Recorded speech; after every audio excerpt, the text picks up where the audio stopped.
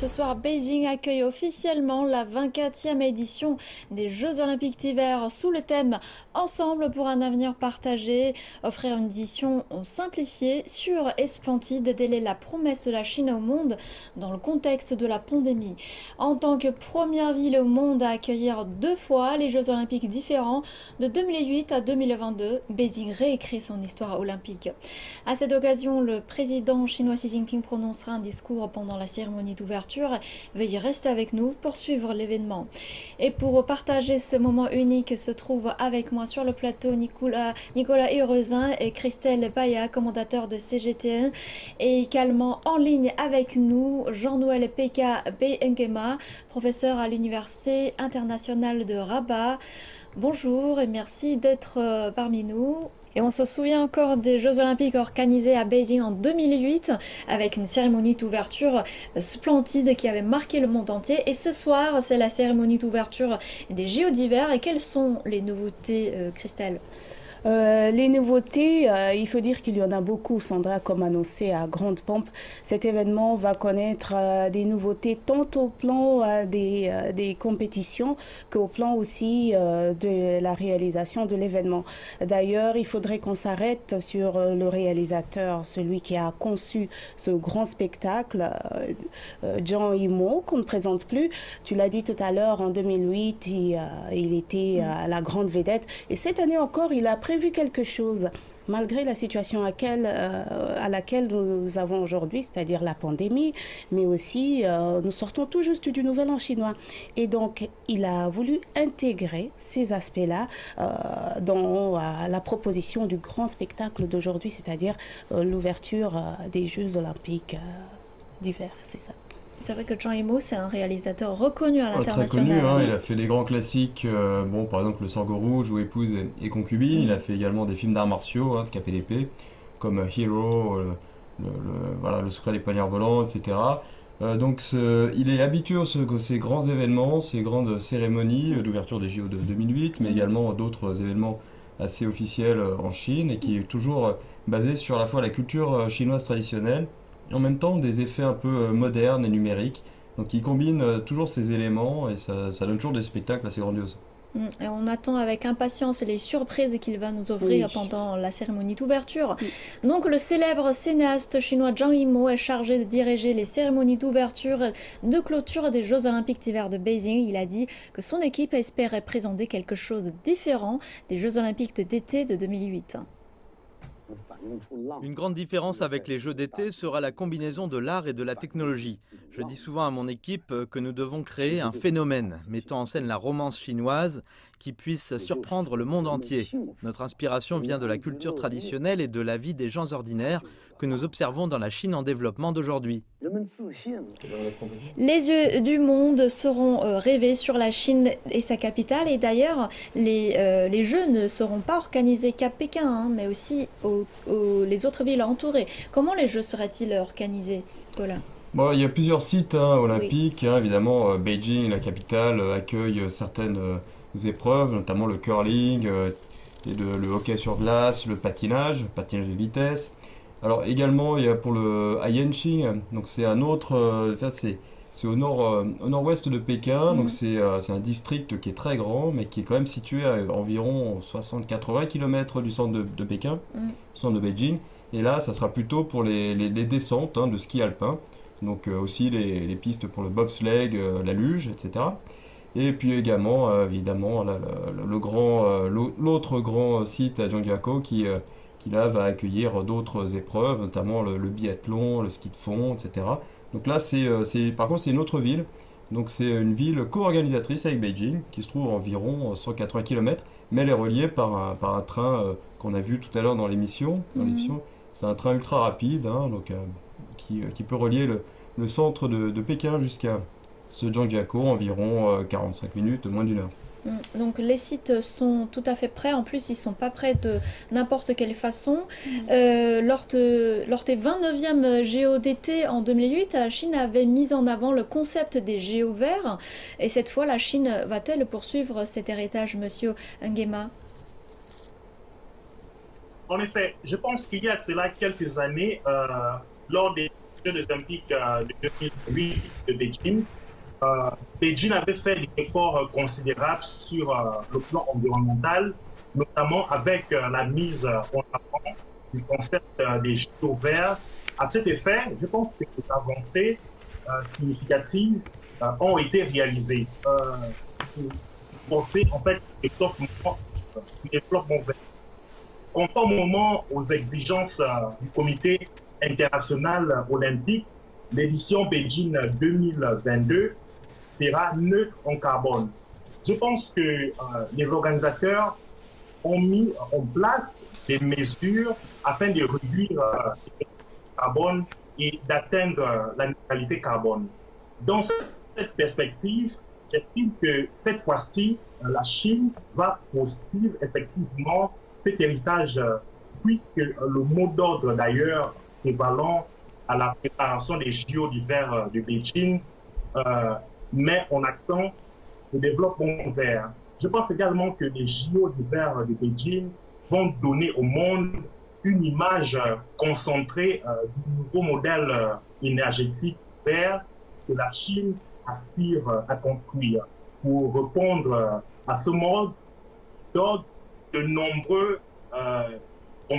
nombreuses compagnies en tant qu'impliquées dans le développement de l'économie verte ont mis des politiques pour renforcer des actions en ce qui concerne la concrétisation de ce plan. En outre, je pense que les JO d'hiver de Beijing consistent à ouvrir au monde une édition des JO d'hiver verts et de haute technologie, ce qui, je pense, concrétise comme suit. La première implication, notamment du réseau électrique PC flexible de 500 PV au monde à Zhongbai a été construite à cet effet par la Chine, faisant des JO d'hiver de Beijing les premiers à utiliser l'énergie électrique verte et proposer d'autres actions, notamment en ce qui concerne la ville haute. Les JO de Beijing ont également déployé d'autres technologies de pointe telles que la 5G à ondes millimétriques qui sera utilisée pour la diffusion directe de l'événement en application avec une grande échelle de la technologie 5G intelligente. Éventuellement, et d'après les organisateurs, 85% des véhicules utilisés pour les JO de Beijing seront confectionnés pour la réduction des effets de carbone, notamment avec l'utilisation de l'électricité ou avec l'hydrogène. Donc en fait, toutes sortes de hautes technologies sont couvertes pendant l'organisation des JO. Et Christelle, quelles sont les autres mesures prises dans ce concept de JO vert ? Dans le concept des JO verts, il y a aussi pas mal de constructions écologiques. On remarque qu'il y a des constructions écologiques, c'est-à-dire les sites sont construits de façon à ce que il y ait des faibles émissions de CO2, parce qu'il faut rappeler que la Chine a des objectifs à respecter concernant les émissions CO2 d'ici 2030, d'ici 2060. Et donc, suite à cela, on va parler d'une faible vraiment émission de CO2 concernant les sites, on va dire qu'ils sont écologiques, ils répondent vraiment aux normes écologiques et que plus tard, bien sûr, ça sera des sites recyclables et on pourra réutiliser aussi. Ouais. Ça, c'est un point important, parce que, bien évidemment, l'important, c'est de minimiser le nombre de nouveaux sites à construire. Oui, exactement. Et Beijing a réussi à réutiliser, par exemple, des stades ou de centres de patinage qui ont été déjà, qui sont là depuis quelques temps déjà. Ils ont été réutilisés par rapport aux Jeux de 2008. Ils sont réutilisés maintenant. Il y a des sites qui ont été rénovés, mais qui vont servir plus tard pour, certainement, s'il y a une poussée de la passion du ski pour des Chinois en Chine. Pour ces sports d'hiver, ils vont utiliser tous ces villages olympiques qui sont utilisés pour les gens en fait. Ouais, donc les stades recyclables, ça c'est la plus grande écologie. Oui. Donc, sans oublier le contexte sanitaire qui ont posé beaucoup de défis à l'organisation des Jeux, quelles sont les mesures prises et comment ça se fonctionne? Concernant les mesures sanitaires, nous savons que nous traversons tous une période assez difficile. Et donc, concernant la pandémie, il y a eu des organisations qui ont été mises en place. Par exemple, on va parler de la grande bulle. C'est une bulle sanitaire où sont abrités les journalistes, les athlètes et ceux qui les accompagnent. Et donc, il y a des tests qui sont faits pratiquement chaque fois, tous les 2 jours, pour s'assurer que les athlètes sont en bonne santé et qu'il n'y a aucun cas d'infection. Et aussi, ils sont appelés à rester dans cette bulle-là pour ne pas être en contact aussi avec la population locale, vu qu'on ne sait jamais pour les mesures de prévention. On va les garder dans la bulle, les athlètes. On va faire quotidiennement des contrôles pour voir ce qu'ils ont. Et voilà, pendant tout le séjour. Donc, c'est une grosse organisation, oui, évidemment, oui. Qui a été mise en place. Avec effectivement, dès l'aéroport, en fait, les athlètes, les accompagnants sont pris en charge et sont amenés dans les différents lieux. Et c'est vrai qu'il n'y a pas de contact malheureusement avec le public. Ça, on peut le regretter, mais c'est la seule solution pour les organiser. C'est pour une bonne cause, de toute façon. C'est pour la sécurité. Et en fait, on parle souvent du village, ce fameux village des sportives olympiques. Et comment fonctionne-t-il à l'intérieur? Est-ce qu'on peut tout faire là-dedans? On vit là-dedans? Comment ça se fait? Bon, je voulais répondre, mais moi, ce que j'ai évidemment vu, c'est avec les nouvelles mesures. Donc, on peut y vivre, on peut aller à la cafétéria, on peut dîner, mais on dîne avec des sortes de plexiglas, de vitres qui séparent un peu chaque convive pour éviter les contaminations possibles. C'est vrai qu'il y a quand même une réglementation assez forte pour les sorties, donc c'est difficile de sortir de son hôtel. Ils peuvent se balader un petit peu, mais toujours dans une zone un peu limitée. Voilà. Et puis bon, après dans les chambres et les dortoirs, c'est un peu comme classique. Il n'y a pas trop de changements. On a vu les nouvelles installations tout à l'heure avec un reportage d'Olivier Grandjean, avec quand même des installations assez modernes et assez spacieuses et agréables. Voilà. Ouais. J'allais juste ajouter que cela aussi permet de montrer l'aspect high-tech que on a voulu mettre en avant durant ces JO. Pour la plupart des services, je crois qu'il y aura des robots ou des techniques nouvelles qui seront empruntées pour pouvoir, par exemple, faire une ou l'autre tâche pour tout à fait, comme on le disait, éviter ce contact entre les humains pour ne pas propager le virus. Donc, il y a aussi cet aspect high-tech qui a dû intégrer. Des services sans contact. Voilà, des services sans contact. La Chine a développé depuis quelques années. Donc, c'est vrai que toutes ces technologies vont servir dans le village olympique. Et on a vu aussi ce train à grande vitesse, là, avec la 5G. Donc, c'est assez toutes ces technologies au service des athlètes et puis de la protection sanitaire. Donc on a assuré la vie quotidienne et les épreuves des athlètes. Et en fait, avec l'arrivée des JO d'hiver de Pékin, on voit l'enthousiasme de la population chinoise pour les sports d'hiver aussi. Plus de 300 millions de Chinois adultes et enfants ont commencé depuis 4 ans déjà à pratiquer des sports d'hiver sur l'ensemble du territoire. Quels sont vos constats sur le développement des sports d'hiver en Chine, Monsieur Nguema? Eh bien, écoutez, je pense que ces dernières années, le nombre de stations dans le pays a explosé de manière exponentielle. Je pense que la Chine a atteint d'ailleurs son objectif d'encourager plusieurs millions de personnes à participer au sport d'hiver. Et notamment, je pense que selon les données publiées par le nombre des gens, le sport d'hiver en Chine, plusieurs personnes, notamment de janvier 2022, plus de 346 millions de Chinois, c'est-à-dire près d'un quart de la population totale, ont participé à des activités de sport d'hiver depuis l'élection de Beijing en 2015 comme ville hôte des Jeux olympiques d'hiver de cette année. Je crois également que grâce à la stratégie de la promotion et l'appel de l'État, les sports d'hiver qui étaient à l'origine populaire dans le nord de la Chine ont fait effectivement leur chemin vers le sud, dans notamment les îles chinoises tropicales et subtropicales. L'industrie des sports d'hiver dans le sud a connu un fort succès au printemps. D'ailleurs, nous pourrons prendre l'exemple de la ville de Shanghai, qui existe plusieurs développements, notamment près de 50 sites pistes et sports d'hiver, où l'on peut également pratiquer notamment le patinage, le ski, la luge, le hockey et d'autres sports d'hiver. Le nombre de sites de sports d'hiver en progression à travers tout le pays, fin 2002, a également progressé. Quasiment 1200 patinoires début 2021.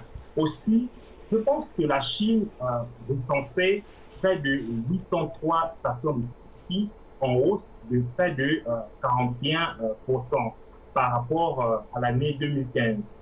En outre, je pense que la province de Zhejiang, dans le delta du fleuve Yangtze, possède également 25 lieux de ce genre.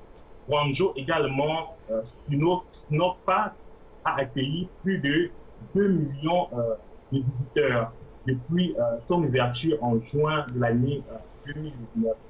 Selon d'ailleurs le plan de développement des sports de glace et de neige, l'industrie chinoise de la glace et de la neige atteindra près de 1000 milliards de yuan d'ici l'année 2025. Je pense donc que la passion pour les sports d'hiver par les populations et le développement de l'industrie des sports d'hiver s'enflamme considérablement en Chine.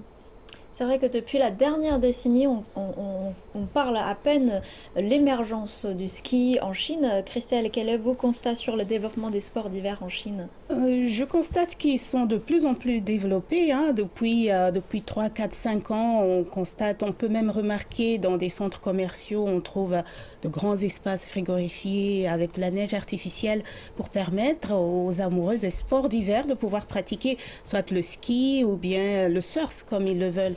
Donc de plus en plus, on s'intéresse à ces sports et la population est bien entendu invitée aussi à participer à ces sports. Je trouve que le développement est vraiment important.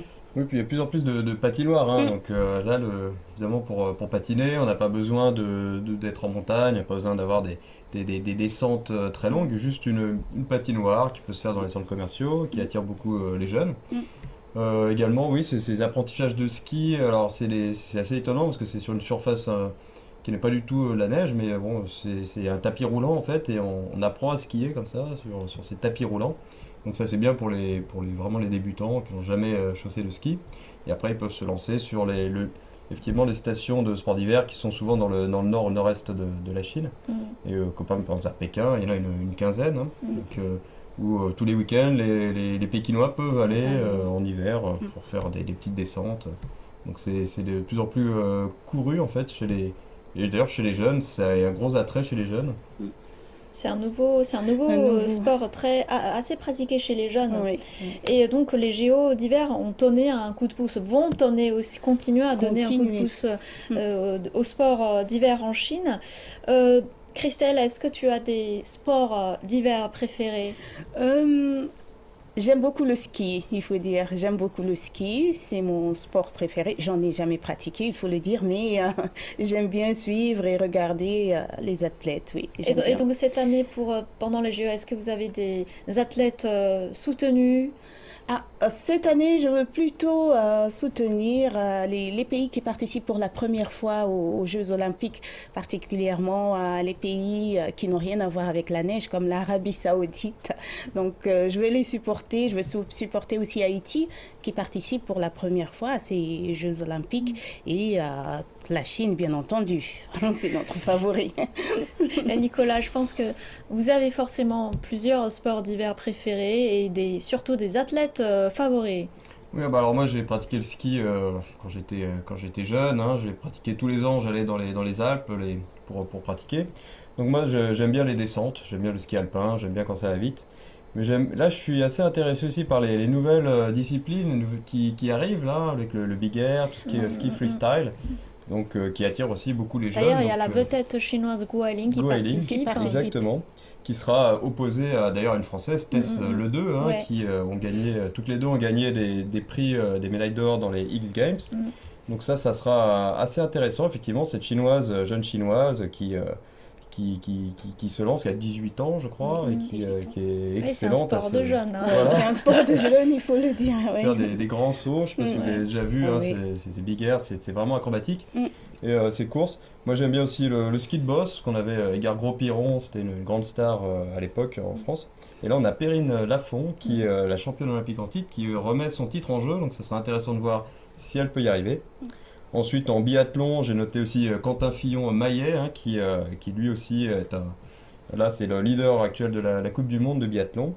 Et évidemment, on a aussi nos danseurs sur glace, hein, Gabriela Papadakis et Guillaume Cizeron, hein, qui visent une médaille d'or cette année, après avoir une médaille d'argent il y a 4 ans. Donc on espère, je croise les doigts pour eux, enfin qu'ils gagnent. Ils ont tout gagné sauf les Jeux Olympiques. Ils sont champions nationaux, ils sont champions d'Europe, ils sont champions du monde, mais ils n'ont jamais gagné encore le titre olympique. Donc j'attends de voir. Mais comme vous dites, hein, pour la France, il y a beaucoup de stars de sport Oui. de glace et de neige. Et selon un sondage réalisé par Odoxa pour Kenedo RTL, 45% des Français comptent suivre les Jeux Olympiques d'hiver. J'imagine que les Français sont très confiants pour sa délégation. Et qu'est-ce qu'ils anticipent cette fois?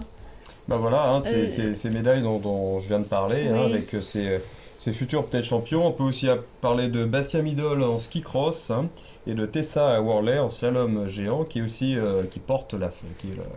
qui est le porte-drapeau de la délégation française cette année. Et donc la délégation française, on en a 88, donc 88 athlètes, hein, qui sont prêts à défendre les couleurs de la France.